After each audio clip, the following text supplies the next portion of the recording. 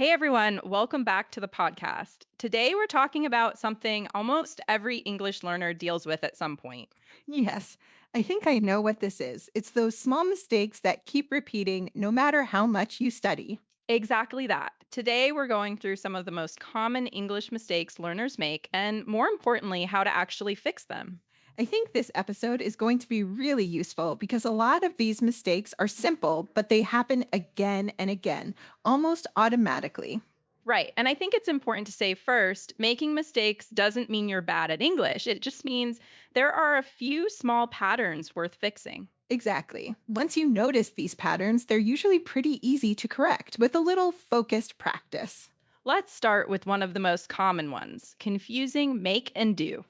Oh, this one is everywhere. So many learners say things like, I need to do a decision instead of I need to make a decision. Right. And there's no perfect rule that explains every single case, which makes it extra confusing. True, but there are some helpful patterns. Generally, make is used for creating or producing something, like make a cake or make a plan. And do is often used for activities or tasks like do homework or do exercise. Exactly. It's not a perfect rule, but it helps a lot, especially in the beginning.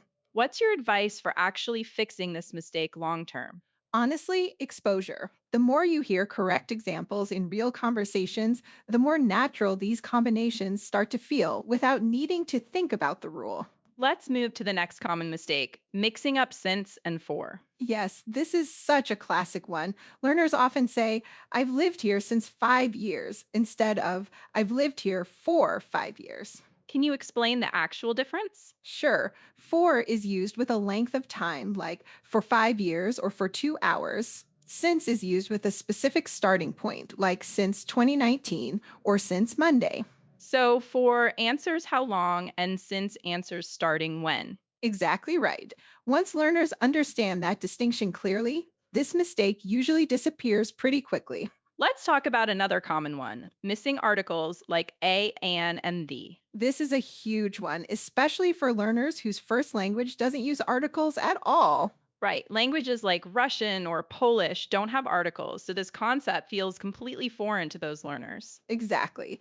And even advanced learners sometimes struggle with this because English article rules can be quite complex. Do you have any simple tips for improving this specific area? One helpful tip is reading a lot and paying close attention to when articles are used and when they're not. So, building awareness through exposure rather than memorizing complicated rules. Exactly. Over time, your brain starts recognizing patterns naturally, even without consciously thinking about grammar rules. Let's talk about verb tenses now, especially the difference between past simple and present perfect. Oh, this is a big one. Learners often say, I have seen him yesterday, instead of I saw him yesterday. Can you explain why that's incorrect? Sure, present perfect is used for actions without a specific time mentioned, while past simple is used with a specific time, like yesterday or last week. So, yesterday requires past simple, not present perfect. Exactly right. This is a small detail, but it's incredibly common across almost every level of learner. What's a good way to practice fixing this specific mistake?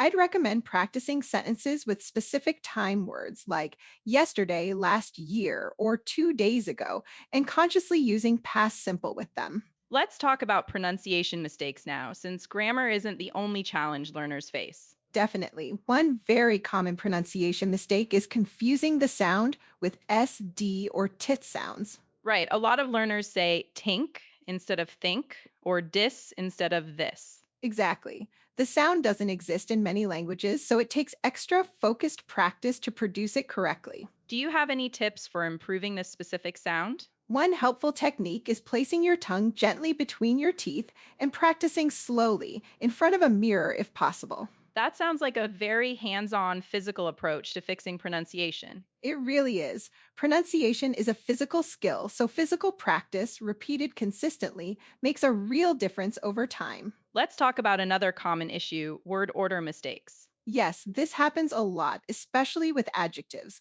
Learners sometimes say a car red instead of a red car. Right, because in many languages, adjectives come after the noun, not before it. Exactly. In English, adjectives usually come directly before the noun they're describing. Is there a simple way to practice fixing this pattern? I'd recommend practicing common noun phrases directly, like a big house or a small dog, until the correct order feels automatic. That makes sense, training the pattern as a complete chunk instead of thinking about the rule every time. Exactly right. This approach works really well for a lot of grammar patterns, actually. Let's talk about prepositions now, because I know these cause a lot of confusion too. Huge confusion, honestly. Learners often say, I'm good in English instead of I'm good at English. Prepositions really don't follow clear logical rules in a lot of cases, do they? Not really, no.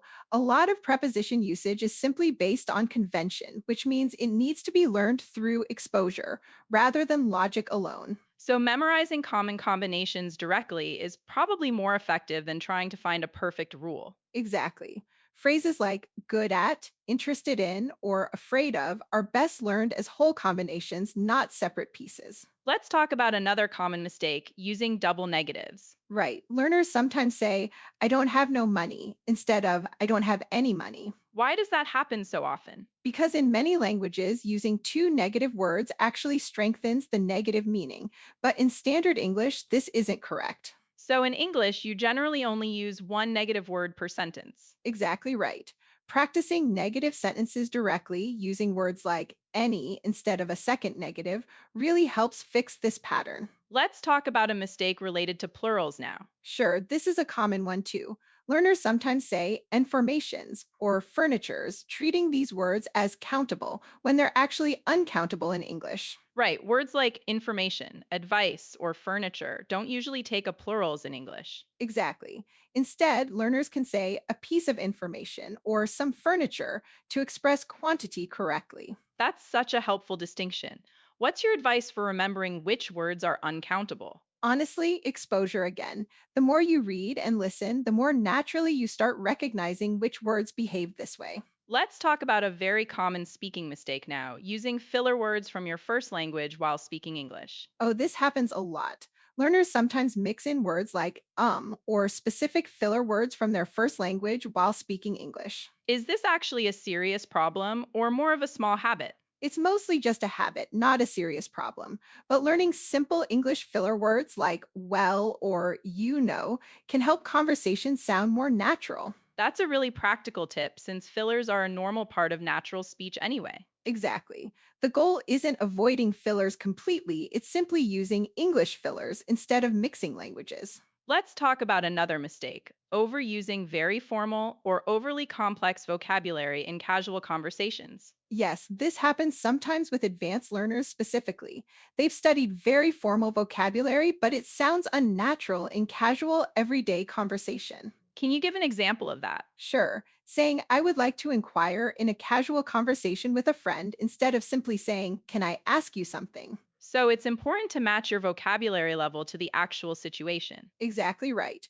Formal vocabulary has its place, but casual conversations usually sound much more natural with simpler everyday language. Let's talk about confidence now, because I think mistakes connect strongly to how confident learners feel while speaking. Definitely. A lot of learners become so afraid of making mistakes that they avoid speaking altogether, which actually slows down their progress. So avoiding mistakes completely isn't really a realistic or even helpful goal. Exactly. Mistakes are actually necessary for real, lasting improvement. Trying to avoid them completely usually causes more harm than good. That's such an important mindset shift. Let's talk about how learners can actually track and fix their own mistakes over time. One helpful method is keeping a small notebook of mistakes you notice yourself making, especially repeated ones. And then reviewing that notebook regularly? Exactly. Reviewing your own common mistakes regularly helps you become consciously aware of them, which speeds up the correction process significantly. That's such a practical, personalized approach to improvement. It really is. Generic mistake lists are helpful, but your own personal mistake patterns are even more valuable to track directly. Let's talk about getting feedback now. How important is that for fixing these kinds of mistakes? It's incredibly important. Without feedback, it's very difficult to notice your own repeated mistakes since they often feel completely normal to you. So, working with a teacher, tutor, or language partner really helps identify blind spots. Exactly right. Someone else can often hear patterns that you simply can't notice on your own, no matter how carefully you're listening. What if someone doesn't have access to a teacher or tutor regularly? Even recording yourself speaking and listening back later can help you notice mistakes you didn't catch while speaking in real time. That's such a simple, accessible technique that almost anyone can use. Exactly. Self awareness combined with regular exposure to correct English creates real, lasting improvement over time. Let's talk about correcting mistakes in real time during an actual conversation. Should learners stop and fix every mistake immediately? Generally, no. Stopping constantly to correct small mistakes actually interrupts the flow of communication and can feel very stressful. So, what's a better approach during real conversations? Focus on communicating your message clearly first. You can review and fix specific mistakes later during dedicated study time instead of during live conversation. That's such a helpful distinction, separating communication goals from correction goals. Exactly right. Trying to do both perfectly at the same time usually just creates unnecessary stress and hesitation. Let's talk about a mistake related to question formation now. Sure, this is common too. Learners sometimes say where you are going instead of where are you going. Right, because question word order changes compared to normal sentence order. Exactly. In questions, the auxiliary verb usually moves before the subject, which feels unnatural for a lot of learners at first. Do you have a tip for practicing this pattern specifically? I'd recommend practicing common question patterns as complete phrases like, where are you going or what are you doing, until the structure feels automatic. Let's talk about one more common mistake before we move to some final thoughts: confusing similar sounding words. Right. Words like advice and advise or affect and effect cause a lot of confusion, even for advanced learners. Do you have a simple way to remember the difference in these specific examples? Sure. Advice is a noun, something you give or receive. Advise is a verb, the action of giving advice. And affect versus effect? Affect is usually a verb, meaning to influence something. Effect is usually a noun, meaning the result of that influence. That's such a helpful, clear explanation for two really commonly confused words. These pairs are definitely worth reviewing directly since they appear constantly in both writing and speaking. Let's move toward wrapping up today's episode. What's your overall advice for someone feeling discouraged by repeated mistakes? I'd say mistakes are simply data.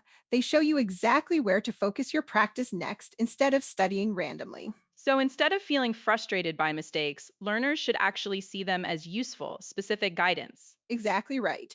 Every mistake is essentially a signal pointing toward a specific fixable pattern. That's such an encouraging, practical way to look at this whole topic. It really is. Progress isn't about avoiding mistakes completely, it's about noticing them and gradually reducing them over consistent practice. All right, I think it's time to summarize everything we've covered today for our listeners. Great idea. Let's go through the main points.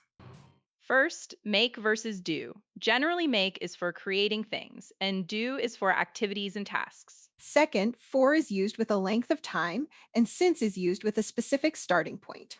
Third, articles like a, an, and the are best learned through consistent reading and exposure rather than memorized rules alone. Fourth, use past simple with specific time words like yesterday instead of present perfect. Fifth, practice the sound physically, placing your tongue gently between your teeth. Sixth, remember that adjectives usually come before the noun in English, not after. Seventh, learn prepositions as complete phrases since they don't always follow logical rules. Eighth, avoid double negatives using only one negative word per sentence. Ninth, remember that certain words like information or furniture are uncountable in English. 10th, use English filler words instead of mixing in fillers from your first language. 11th, match your vocabulary level to the actual situation, avoiding overly formal language in casual conversations. 12th, don't try to avoid mistakes completely since they're a necessary, healthy part of real progress. 13th, track your own personal mistakes in a notebook and review them regularly. And finally, focus on clear communication during live conversations and save detailed correction for dedicated study time later. That's such a comprehensive summary. I really believe if listeners focus on even a few of these specific patterns, they'll notice real, measurable improvement. I completely agree. Fixing these small, common mistakes really does add up to much clearer, more natural English over time. Well said. All right, everyone, that's it for today's episode. Thank you so much for listening and for practicing your English with us today. If you found this episode helpful, try listening to it again tomorrow and see how many of these mistakes you start noticing in your own English. Great advice as always. Take care, everyone, and keep practicing consistently. We'll see you in the next episode. Bye, everyone. Bye.